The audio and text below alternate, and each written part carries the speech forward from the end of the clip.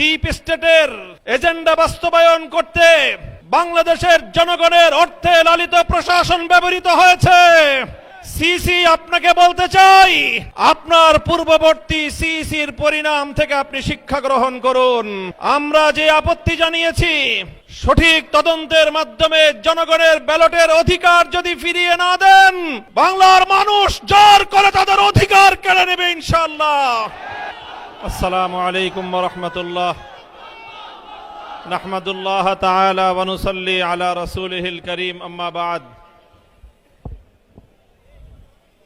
বিতর্কিত একটি নির্বাচনের পরবর্তী আজকের এই 11 দলীয় প্রতিবাদ সমাবেশে উপস্থিত সংগ্রামী সভাপতি, সংগ্রামী সমাবেশ,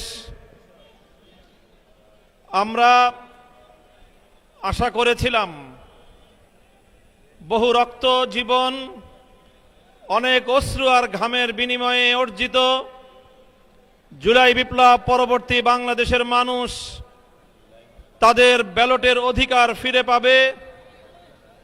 কিন্তু দুর্ভাগ্যজনকভাবে 12ই ফেব্রুয়ারি মানুষের ব্যালটের অধিকারের সাথে নির্মম তামাশা করা হয়েছে। সারাদিন শান্তিপূর্ণ নির্বাচনের প্রকাশ্য নাটক সাজিয়ে সন্ধ্যার পর থেকে সূক্ষ্ম ইঞ্জিনিয়ারিং এর মাধ্যমে টার্গেটকৃত ব্যক্তিদেরকে জাতীয় সংসদে যাওয়ার পথে প্রতিবন্ধকতা সৃষ্টি করা হয়েছে। ডিপ স্টেটের এজেন্ডা বাস্তবায়ন করতে বাংলাদেশের জনগণের অর্থে লালিত প্রশাসন ব্যবহৃত হয়েছে।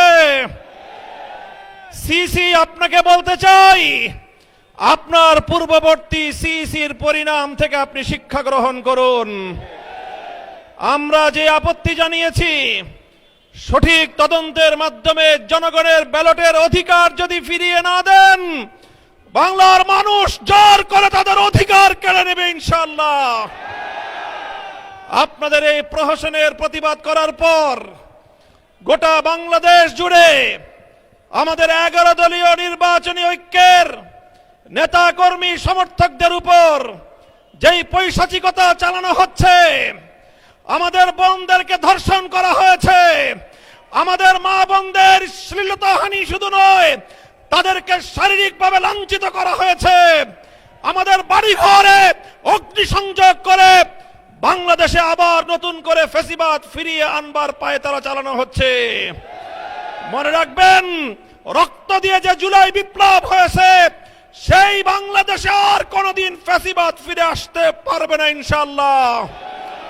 পুরনো ফ্যাসিবাদীদের সাথে সখ্যতা করে বাংলাদেশের রাজনীতিতে যদি তাদেরকে আপনারা প্রবেশ করবার সুযোগ তৈরি করে দিতে চান, যেই পথ ফ্যাসিবাদকে ফিরে আসার জন্য তৈরি করবেন, সেই পথ দিয়ে আপনাদেরকে দিল্লিতে বিতাড়িত করা হবে। তৃতীয় কথা আমাদের পরিষ্কার, শরীফ ওসমান হাদি সহ প্রতিটি হত্যাকাণ্ডের বিচার করতে হবে। জুলাই বিপ্লবের আকাঙ্ক্ষা বাস্তবায়ন করতে হবে। জুলাই স্পিরিট থেকে যদি এক চুল পরিমাণ বাংলাদেশকে বিচ্যুত করার ষড়যন্ত্র করা হয়, জুলাই যোদ্ধারা আবার মাঠে নামবো, আবার মাঠে নামবো, আবার মাঠে নামবো ইনশাআল্লাহ। সকলকে ঐক্য এবং সংহত মজবুত করার, আগামী দিনে দেশের মানুষের ভাত এবং ভোটের ন্যায্য অধিকার বাস্তবায়নের লক্ষ্যে চলমান এই সংগ্রামকে মজবুত এবং সংহত রাখার উদাত্ত আহ্বান জানাই।